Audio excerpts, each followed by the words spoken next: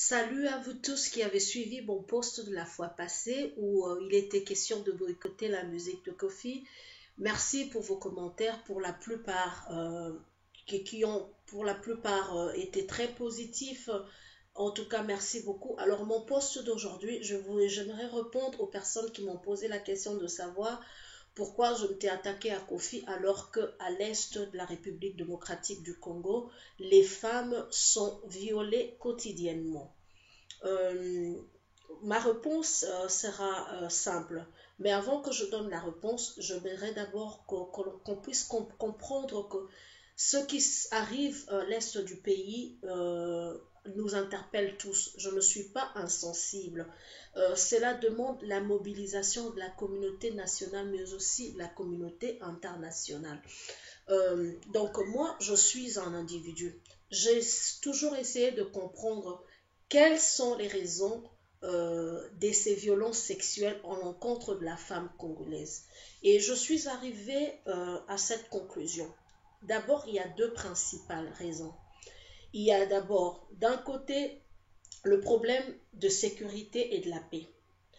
Euh, euh, comme tous nous le savons, que le rôle de l'armée et de la police, c'est de protéger la population, mais aussi le territoire.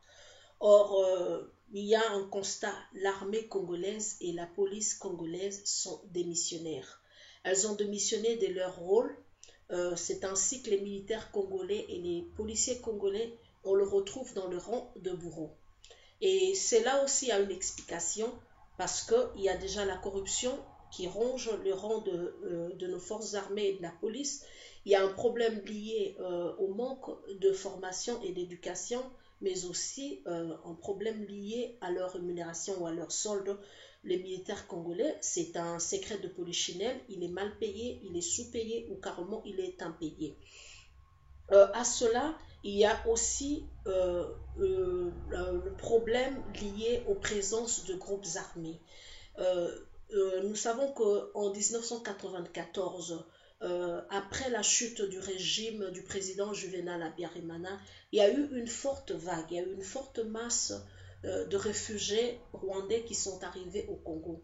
Malheureusement, parmi ces réfugiés rwandais, on retrouvait les FDLR ou les Interahamwe qui sont des génocidaires. Et depuis 1996, il y a eu une succession des guerres à l'est du Congo.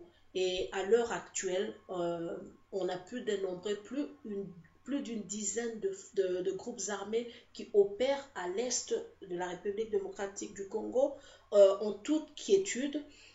Et notre gouvernement, hélas, est incapable de pouvoir sécuriser la population à l'Est. Notre gouvernement est incapable de mettre fin à cette situation qui s'envenime ou qui s'empire du jour au jour. En dehors de cela, la deuxième raison, moi je me dis que si les violences sexuelles perdurent à l'est du Congo, c'est parce qu'il n'y a pas de justice au Congo. La culture au Congo, c'est l'impunité. Vous allez vous rendre compte que là, il y a beaucoup de personnes qui ont été impliquées dans les actes de barbarie, dans les atrocités commises à l'Est et qui sont aujourd'hui des ministres, ils sont des généraux, ils sont des députés, ils sont des sénateurs. Donc, au lieu de le retrouver derrière les barreaux, ils sont à l'aise, ils ont été récompensés. Donc, c'est comme quoi, c'est comme si la mode est que fais-toi rebelle et demain tu te retrouveras ministre ou général. En dehors de ça, la justice congolaise, elle n'est pas indépendante. Elle souffre de beaucoup de maux. Entre autres, il y a l'interférence des autorités politiques qui interviennent dans les affaires judiciaires. À cela, il faut aussi ajouter le problème, comme je dis aussi, des rémunérations. Les juges et les magistrats congolais ne sont pas bien payés. Donc, déjà qu'ils subissent des pressions, des interventions extérieures, et ils doivent encore faire face au problème d'un paiement ou de sous-paiement qui fait que cela aussi est difficile pour qu'on puisse rendre justice. À cela, moi je dirais ces deux principales raisons. Moi je pourrais ajouter ma troisième raison. Moi je dirais si les violences sexuelles perdurent à l'est du pays, c'est parce que nous sommes victimes de nos traditions, nous sommes victimes de notre culture. Voilà pourquoi j'étais remontée contre Kofi. J'avais dit dans mon poste que Kofi, il est le fruit, il est le produit d'une société, il est le produit d'un système. Or, nos sociétés africaines, dans la plupart, sont des sociétés patriarcales, où l'homme a plus de l'importance que la femme, où le garçon a plus de la valeur que la fille, où de le bas âge, on apprend au jeune garçon que lui, il est supérieur à la petite fille. Je donnerai un exemple. Dans la plupart de nos familles africaines, si, prenons l'exemple d'une famille où il y a 5 enfants et il y a 4 filles et un garçon, et le garçon peut être le cadet de la famille, mais vous remarquerez que toute l'attention sera portée sur le garçon. De le bas âge, on va lui faire comprendre que c'est lui le chef de la famille. C'est sur lui que repose la responsabilité de la famille. Imaginez ce petit garçon de 3 ans à qui on fait comprendre qu'il est au-dessus, qu'il est supérieur à ses grandes sœurs, à ses aînés. Imaginez-vous que ce garçon un jour devienne adulte. Quelle sera son attitude vis-à-vis de la femme? Parce qu'il a déjà été éduqué, on lui a inculqué cette idée qu'il est supérieur, que la femme ne vaut rien, que la femme ne l'a que comme sa place, elle a la même valeur que les objets d'art, les ustensiles de cuisine ou quoi que ce soit. Donc le garçon grandit déjà avec cette idée. Et dans nos traditions, il y a beaucoup de stéréotypes négatifs sur la femme. Donc on se fait une image négative de la femme. Il y a plein de stéréotypes. C'est la femme qui est la cause de la chute de l'homme. La femme, c'est elle qui est là où la femme là où il y a deux femmes, il y a toujours des discordes, il y a des dissensions. Il y a plein de choses comme ça. Voilà pourquoi moi je me dis, là où l'État, parce que nous savons que le gouvernement congolais, l'État congolais a failli à sa mission, qui est celle de nous protéger et de nous rendre justice. Mais nous sommes membres d'une communauté.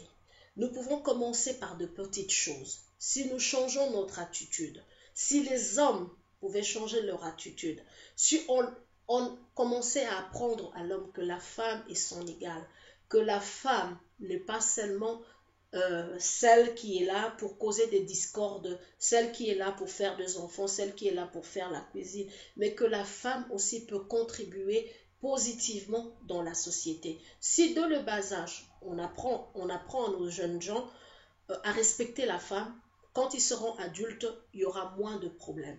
Mais aussi, de l'autre côté, si on éduque aussi la femme, on fait comprendre à la femme que, bon, écoute, toi en tant que femme, ne pense pas que tu es là seulement comme un objet sexuel de l'homme, mais que tu as tes droits et que tu dois revendiquer tes droits, que tu dois disposer de ton corps comme tu le veux, que personne d'autre ne peut venir et disposer de ton corps contre ta volonté. C'est à ce moment-là que nous allons commencer à trouver certaines solutions. Je n'ai pas dit que ce sont des solutions, c'est l'unique solution. Mais si nous changeons notre attitude, si les hommes changent leur attitude, leur façon de voir les femmes, leur façon de traiter les femmes, c'est en ce moment-là que quand ils deviennent adultes, il y aura moins de problèmes. Ils sauront que la femme est là, il faut qu'on la protège, il faut bien la traiter, il faut la respecter, il faut lui accorder beaucoup de dignité, il faut qu'elle ait de l'importance. Donc voilà. Donc ce n'était pas que je suis insensible ou que je suis inconscient de ce qui se passe à l'est du Congo. Je suis solidaire aux femmes congolaises en général et plus particulièrement à celles qui sont à l'est. C'est là, leur situation me tourmente, leur situation me tourmente, comme je le dis quotidiennement. Je pense à elles. Voilà pourquoi je pense qu'il est temps que les hommes, mais aussi que nous-mêmes les femmes, nous puissions changer notre attitude, que nous puissions changer notre mentalité, que nous puissions changer notre façon de faire les choses. Merci beaucoup.